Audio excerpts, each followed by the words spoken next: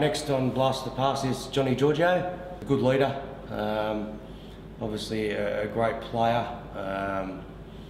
He'd always be up for a chat, he'd always be doing the right things, a good role model, and you know, it was taken back from day one that how much he did embrace everyone that come in to the club, especially the new players.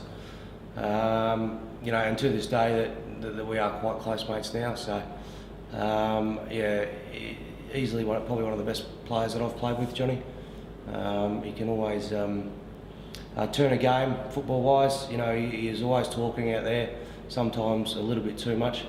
But you know, you'd always know where he was on the footy field. Unfortunately, I don't think that we saw the best of Johnny, which was a real shame because of his injuries.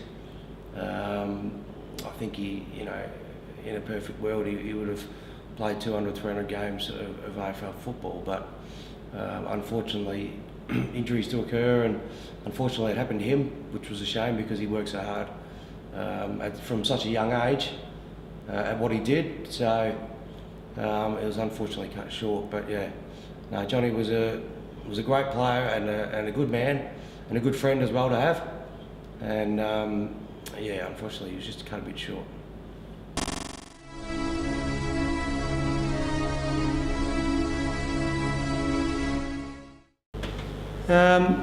Yeah, so my progression was Parkmore Footy Club. I started there as a junior, so playing back then what was called midgets, which was under 10s and below.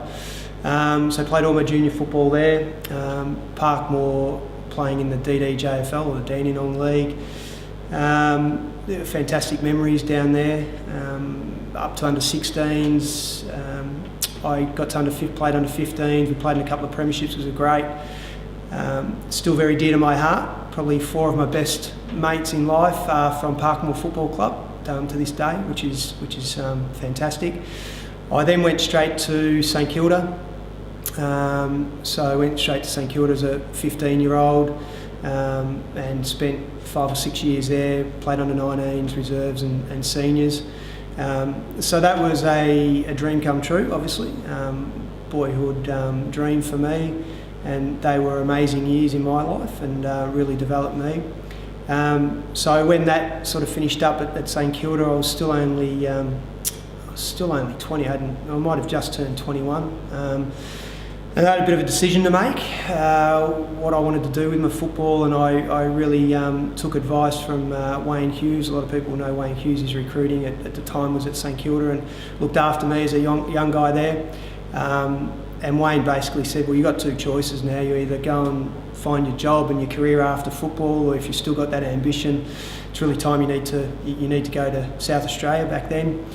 So I was still very keen. I still thought I could play that level, and so I went off. Wayne sort of spoke to a few clubs. I ended up at Norwood and played the 96 season at Norwood.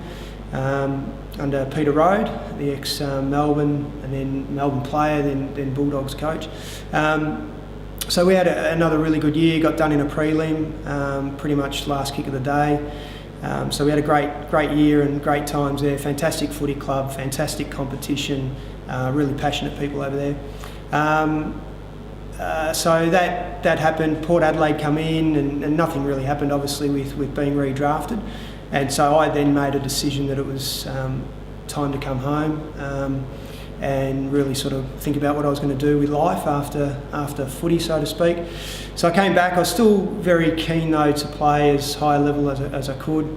At the time, one of my very good friends was here at the footy club, and his brother, and so through that there was a connection, so I came down and spoke. And when I sort of walked into the club, I saw familiar faces, Brett Bowie and obviously my mate David Taylor and his brother Lee Taylor, Sean Mullane, these sort of people that I knew from different walks of life, obviously.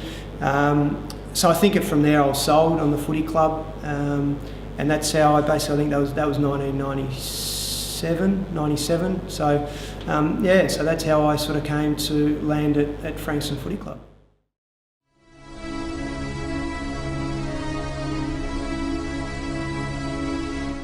I think I'd describe myself as a smart footballer.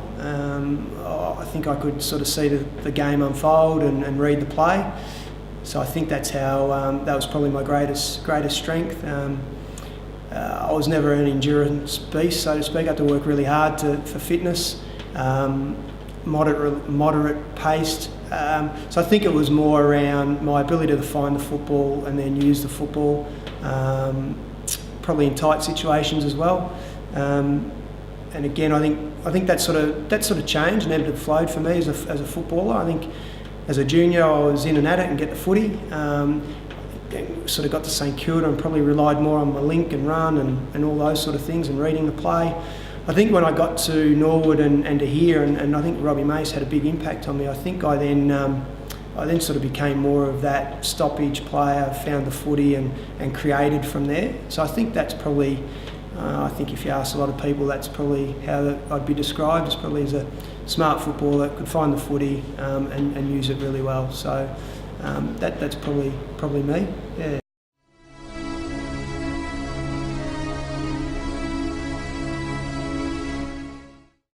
Yeah, so I came to Frankston in '97.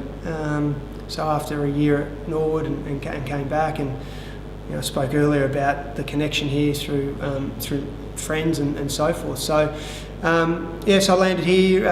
Reece was coaching at the time, David Rees-Jones. I think the club had just come off a grand final loss, I think, for Springvale. I was going after the Siren. I think that's what had happened. And for me, it was as much about looking for somewhere to play at the highest level. I still wanted to do that. But also, as I said earlier, Parkmore, my junior club, we didn't have a senior club, so I didn't really have a home club as such. And I was 22. I was still only, I don't think I was even 22 at the time when I got here. So I was sort of probably looking for somewhere to play for a period of time. And so I was sort of looking for a home. And I think, before I get into any more, I think Frankston has just is my home club.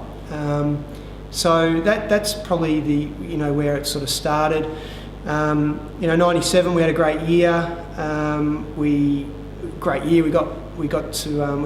I think we only lost a couple of games for the year. Got to the grand final, Sandy at Port, and got rolled. We just had one of those days where it just didn't click. But it was a fantastic year all the same, and just fell short. So that was quite hard to accept. 98 wasn't a huge year for me. I actually travelled towards the end. I think I only played the first half of the year and travelled. I think at that stage I was probably a little bit over footy, and I just was probably playing for the sake of playing, and because it had been such a big part of my life for so long. So I went overseas and did a bit of that. Bumped into Robbie during the AFL finals, and I didn't know Robbie that well at the time, but he had a sly look on his face. I was in the elevator at the MCG. I again won't forget that. He said, "Where have you been?" I said, "Oh, overseas." He goes, "Yeah, I know. I've been calling, and I've only been getting your mum and dad, and I haven't been getting much out of them." I said, "Oh, okay." He said, "What are you doing with the footy next year?" I said, "Oh, I don't know. I'm not sure." He said, "I might be coaching. I'll call you." Anyway, he got the job. He called me. And so I came back in 99 for the 99 season. Not that I'd left the footy club, but I hadn't played the back end of that year. And in 99. So it was a real change. And I think my time at Frankston, I've been fortunate in many ways. I've seen the club evolve a lot. I mean, I remember when I came here in 97, the club rooms were where the social rooms are now, bolted onto the back end of that, and that was our club rooms, our change rooms.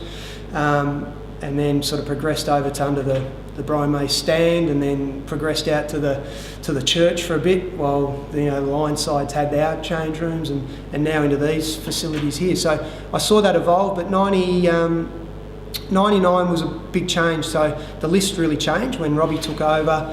A lot of the players that I'd played with, your Brett Bowies and Brendan Moores and the Pickerings and the Stevie and Desi Ryans and the Brian Lees, the Andy Goodwins of 97 and 98 had moved on.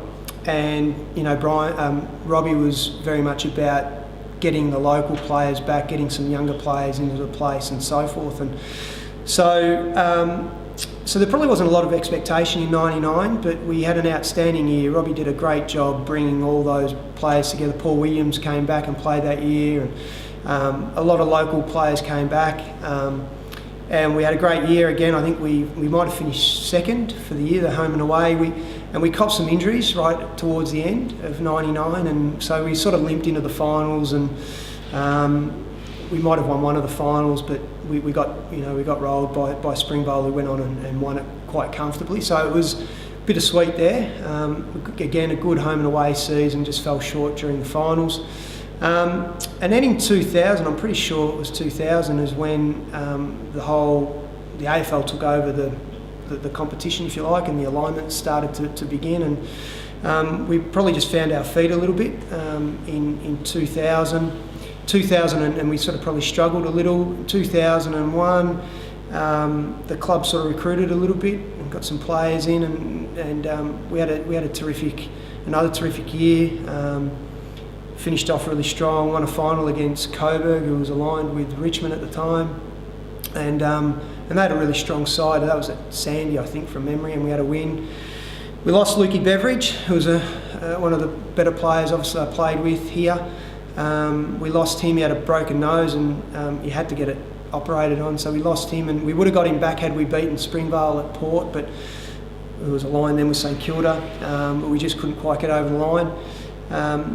So that season sort of finished off, and 2002 was probably a bit of turmoil in the footy club. It was Robbie was coaching again, and a few incidents saw Robbie, sort of move on halfway through the year, but it only probably won, I think, one game up to halfway through the year, and Phil Partington took over. And we really finished off really strong. We knocked off some of the top sides in the back half of the year, and we probably won of the last 7, 8 or 9 games, probably won 5 or 6 of them. We didn't play finals, but we really finished off and had some really great momentum going into the next season. The club had a pretty big decision to make at that stage, and for me as a player, the question came up. There was alignment going on, so whether we wanted to align, and I probably missed that bit, but the club made a really strong stance at that stage. St Kilda were all over us in terms of aligning. And I remember speaking heavily with Brian and so were other senior players at the time, and at that stage our preference was to stay standalone, and more because of probably the history of the club, the culture of the club, the identity of the club, the opportunity for local players to be playing at the club, and I think there's been a lot of players that probably look back now and think that if we weren't, they might not have got that opportunity. I'll talk a bit about that in a moment, but so we did that, and it was a pretty big decision for the club at the time. Pardo had finished off really well, obviously had ambitions to coach, and the club had a decision to make. Pardo, who had done a good job, had been around the footy club for a long time as well, really popular with everybody. I was really close with Pardo. It was advertised, and there were some really great candidates that came up, and Brett's name came up, and I think at the time the club made the right decision. I think that was vindicated in the end. Brett had profile, he'd been at the highest level, he'd already coached in his own right down at Wonthaggi, I think it was, and had been successful there. And so I think that was fantastic, and I was sort of, the year before that, I was diagnosed with degenerative disease in both hips. So I'd sort of started to wean off footy, which was pretty around the age of 24 or 25, I think I copped that, and was diagnosed with that. So basically I was told, stop playing footy or it's going to be hip replacements by the time you're 30, 32, which was pretty scary. So I spoke to Robbie and Coggo at the time, Darren Coughlin, who was here assisting Robbie, and I sort of said, look, I've probably got to give it away. And they said, don't do that, let's just modify your training. And because it was running that was really going to accelerate it. So we agreed that, I would do modified training in pre-season. So I spent a lot of the pre-seasons, those last couple of pre-seasons, in here in the gym and doing boxing and doing all that sort of stuff. And very little running, which sort of started to impact on my ability to play as a midfielder. But Brett came along, and he also then sort of, a couple of senior players then moved on. I think Brett was pretty strong in what he wanted, and we at that time I think we lost Bergs, we lost Adrian Little, we lost Nick Sortner from the previous years, and that was probably, Brett made it pretty clear what his expectations from a training and commitment level were going to be. And those guys, not that they weren't committed, but because of work and travel and those sort of things, just probably couldn't see themselves doing that. So we weren't sort of really sure where, how it was all going to pan out. But Brett had a profound influence on me as a player and as a person, and to this day still a very close friend. But he brought in some real professionalism, some real structure to the way we played, and I thought he got the real buy-in from everyone that was at the club, whether you were, not that I was old, but more experienced and senior player, and right down to the younger guys. So Brett had a real profound impact on me, and I think the greater club. We had an indifferent year. We played, the last game was we were supposed to play Sandy here, but the game got reversed back out to Sandy because this ground apparently wasn't in good enough condition. There was a puddle somewhere and they wouldn't play there, so we had to go and play there. In the end, there was an absolute mud heap anyway at Sandy, and we had to win. No, sorry, we had to draw or win to play finals. It was basically it was a tight game. They were aligned with Melbourne, and it came down basically the last kick of the day, and they got a goal. We were winning all day comfortably. I think Lachlan Oakley and Gary Moorcroft got hold of us a little bit in the last quarter, and they got over us last kick of the day and beat us. We lost Heinze during the game. He did his knee, I think. So yeah, we fell short, didn't play finals that year, and so for me at the end of that, I was probably pretty much done mentally, and really I was quite conscious of my body, and I was getting frustrated because playing in the midfield, I was still, getting a fair bit of attention tag-wise and so forth, and I just couldn't do what I wanted to do. It was getting quite frustrating for me. So I spoke with Brett through there, and we sort of thought that I might be able to do different things to help my body, but I just couldn't. So I stayed on, and I think I don't know if it was that year or the next year, but I stayed on for 3 years and helped Lovey in different roles. 1 year I coached the twos. The other 2 years I was an assistant coach for Lovey. So that was a different progression. I never, as a player, thought that I would coach. I didn't consciously think I'd want to coach. But I think finishing footy myself, and not finishing the way and when you want to, for me was pretty difficult, and I am very competitive. And I thought, well, coaching's the next best thing. And again, I never thought that I'd go on and do it myself in my own right, but it kept me involved in the footy club, which, like I said earlier, I was sort of looking for that home, that football home, if you like. And footy had always been such a big part of my life.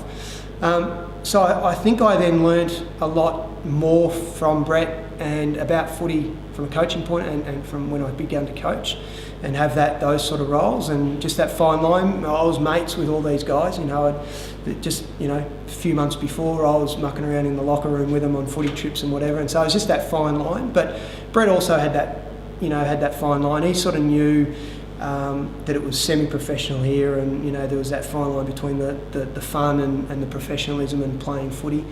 So that was good. So that progression was an interesting one for me, and especially coaching the reserves.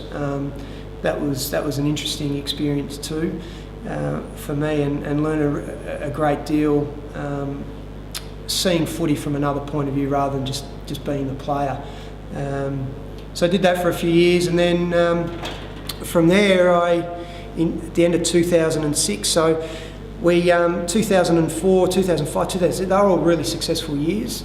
We had a great list of players. At that stage, Mickey Ablett, Ash Roberts, John Hines, your Winnows, Shawnee Pollard, those sort of guys really, and you still had Normie running around and as the experienced head and the father figure.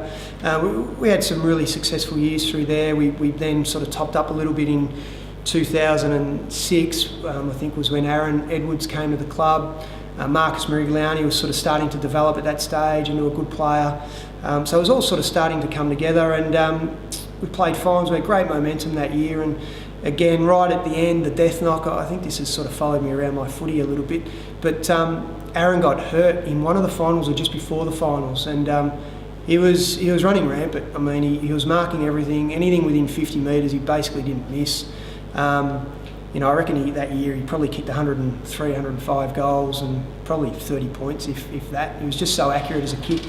But we had great momentum, and we just got beat in a final. I think it was at Port Melbourne. I can't remember who it was against, but I remember Josh Gibson playing that day and really tailed us up, down, back and set everything up for him. But so we had really successful times as coaching, and I think I got the bug. And another good friend of mine, Paul Hopgood, was coaching Mount.ELIZA at the time. He was finishing up after 5 years there, and sort of was into me a bit about it. He knew he was finishing up, and so we got sort of talking there. I was supposed to go to Kooringal, that didn't work out, ended up at Mount.ELIZA. So I took that over, and really it was sort of, rabbit in headlight type stuff for me. And the first year, Mount.ELIZA were quite successful they won a premiership in Premier Division in 2005, so Hoppy had got them right up. 2006 they got knocked off, but probably about 3 or 4 goals by Chelsea, who had a super side. Brett Bowie was there, but they had a whole host of ex-Sandy players go back, and so Mount.ELIZA were really successful. I went down there. A few of the senior players, Chris Sullivan and a few others, they had retired at that stage, so we were left with a really young list. Started off really slow the season, playing a lot of kids. I think we might have played about 8 or 9 debutants that year, which I was really proud of. I was able to teach and nurture those kids through. So it was a little bit different from that point of view, from being at Frankston, where it was about development and nurturing, but it was also about winning. You're playing it at elite level, to going to local footy, and again it's about winning, but it was also more about nurturing and developing those kids. So that was a really good experience. Finished off strong and just missed out on the finals. Next year we barely recruited, to be honest. We really had the same list, but I took a lot of the learnings and the things that I learnt from here, obviously other coaches as well, but a lot of the things that we did here at Frankston. And after sort of instilling that for a year, it really clicked in the second year, and we had a terrific year. We finished on top, we were minor premier. The final system was different at that time. We limped into the finals with some injuries to key players, and they played during the finals, but sort of missed, the back end of the season. And yeah, Heinze's side, Ediassi was playing at the time. They knocked us out. Beat us in the first final, and then we copped Seaford, who were just a powerhouse at the time. They had, Normie Clark had gone there at the time. The Cads were there, who had played footy here. Chrissy Fortnum, super footballer, terrific footballer, who also played here at Frankston, and had the pleasure of coaching Chrissy. Can't remember if I crossed over and played one year with Chrissy Fortnum. I think I did, but so they were a really powerful side, and they beat us comfortably, and then went on and won the flag. So that was that. We had Gemma and I, my wife, had our first child during that season, and that was a pretty rough period. And also work was pretty demanding, so I gave it away at that end, and there was probably a little bit of a regret, because it was momentum, and it sort of felt like a little bit of unfinished business, but I really couldn't put everything together in terms of time. So I sort of then didn't do anything for a couple of years, footy-wise, and finally Brett came back into coaching after his stint here at Frankston, and ended up at Sandy. Got speaking with Brett and went there and did a similar role that I was doing here with Brett, and that was only a year, and then didn't do anything for a few years, and then the Mount.ELIZA opportunity to come up again. So I ended up at Mount.ELIZA again, and have coached there in 2004 and 2005. 2004, very similar story. We missed the finals just, I think, by percentage or by a game in 2014. And then this year in 2015, we got a couple of our Mount.ELIZA boys back, a couple of midfielders. So we recruited a little bit. We had an outstanding minor premiership season, if you like, and we lost. We only lost 2 games, so we were 16-2 at the end of the home and away season. Again, lost a couple of key players. We lost our centre half forward, who was a really good footballer. Lost a small forward, and YC beat us by a couple of goals out here in the second semi, and then we got touched up by Mornington in the prelim. So again, it sort of finished in a bit of a sour way. And then look, the whole thing with my coaching has ended pretty abruptly at Mount.ELIZA.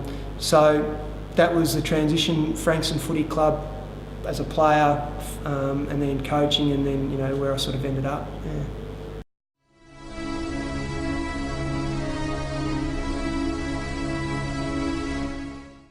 Obviously, a boyhood dream coming true. My time at St Kilda, so and I guess I was still just a young boy at 15. Back then, it was still the under-19 competition. So I think in '91 I played under-19s as a 15-year-old, straight from Parkmoors, I think I said earlier on, and just naturally progressed through there. So I played that season under-19s under Gary Colling. And then that year there, I think the under-18 competition was coming in the next year. So clubs at that stage were able to hold on to whoever they wanted at that time. The draft was in, but not the way we know it now. So St Kilda held on to me. So obviously did the pre-season. It was 1992. So I was still doing year 11. So I was in year 11. At school, and I was at Mentone Grammar at the time, and I went there on a sport cricket scholarship, and so I was playing reserves footy, and at the time Gary Colling came to me and said, "We want to play in the reserves," and I said, "Fantastic, yeah, no worries." But Mentone wouldn't let me out. I had to play with them first, and so forth. So they wouldn't let me out. So long story short, Johnny Beveridge so they got me out of there and over to St Bede's. So that's the way that evolved, and that's '92 season come on, and I'll still never forget the day that I got the phone call from Peter Hudson, it was at the time. So I was at home and got the phone call. So we'd gone home after Thursday night training. I was in the squad, I think, and we had a team meeting, but I had no idea. And it was probably about 9:30, 10 o'clock. I got a phone call saying that you're going to be playing seniors this week, and I didn't know if it was a joke or not, but I was pretty excited. Ran in, woke mum and dad up, and broke the news to them. And then the next day was just one of the most unbelievable days of my life. It was in the papers. I went to school. There was cameras at school. There was interviews, and as a 15-year-old, it was literally just living a dream. It was just very surreal. So that all went that way, and then obviously from there on, played that first game, which was at Moorabbin, the old Moorabbin, which was phenomenal to play at. Such a passionate crowd, very close and very on top of you. And we had a great win. Plugger kicked 10, Harvey had 500 touches, so all the usual things there. But it was just a very surreal feeling. It was actually just like living a dream, and your childhood dream, as I said. And so very fond memories of all of that. St Kilda Footy Club were fantastic to me. They really looked after me, especially Johnny Beveridge and Wayne Hughes, who were sort of in the recruitment part. But everyone did there, took good care of you and so forth. So I think I played 6 or 7 games that year, and then the next year I doing year 12, and I remember Kenny Sheldon was our coach, and he said, "Look, you're probably not going to play a lot of senior footy this year. Just get through year 12 and do what you've got to do with school, and then we'll go from there."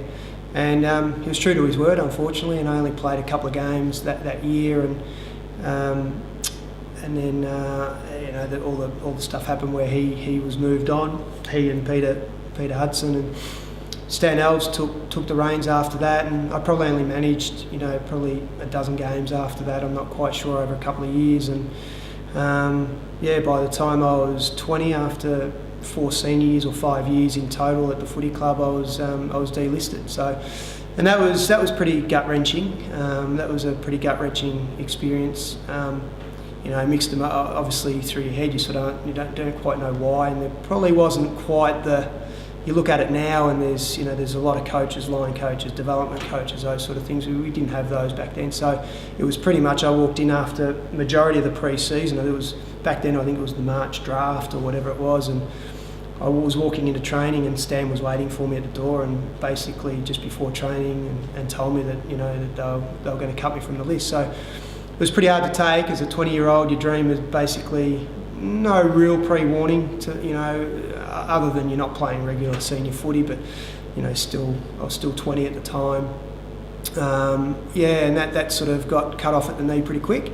And I think I mentioned earlier, so it was really really hard to understand, really hard to accept, but I guess it was a realisation that I make a decision what I was going to do, and luckily I got some good advice from Wayne Hughes, and decided to continue pursuing the football dream, and went to Norwood from there, and unfortunately it didn't work out that way in one way, but I was fortunate enough to meet good people, and that helped me in my working career after football, especially when I got back here in Victoria, and obviously that was when I landed at Frankston as well. Yeah.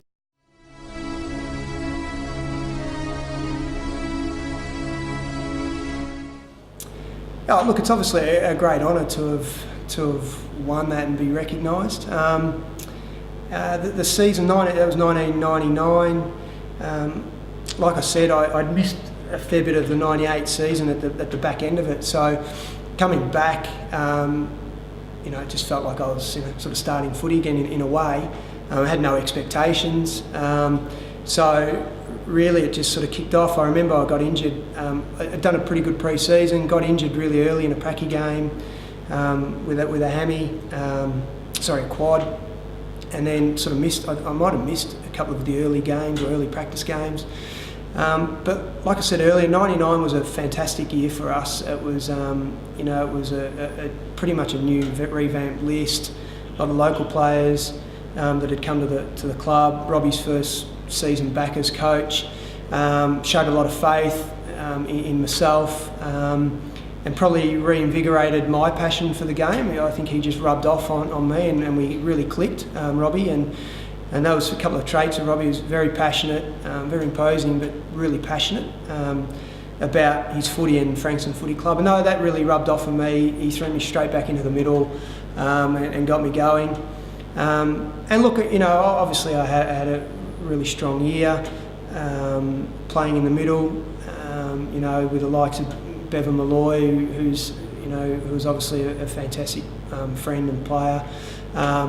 Sean Mullane back then, Normie in the ruck, Daniel Clark in the ruck.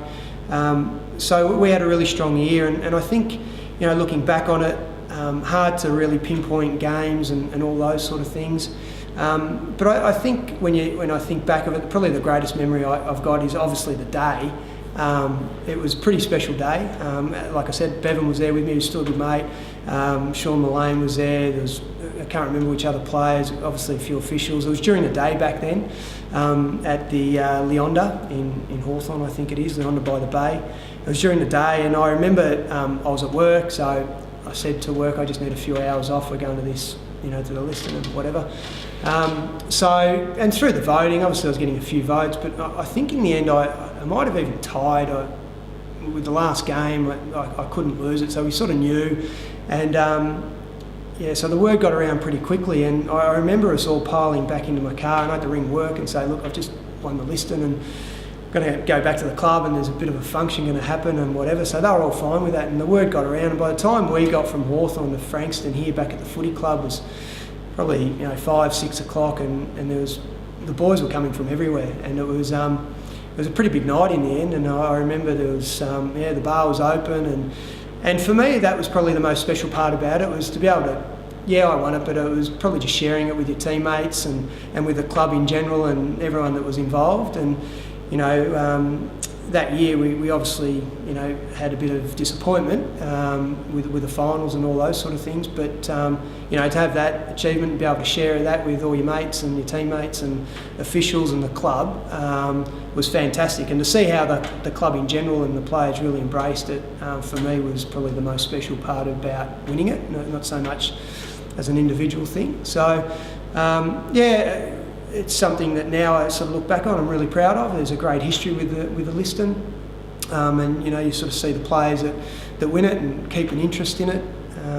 So that's always really nice, and might be able to talk to my boys about it then when time comes. But so that was really special, and it's something I'm proud of. But like I said, I think the main thing was that I was able to share it with with mates and the club in general, and everyone sort of really celebrated it, which was tremendous. Yeah.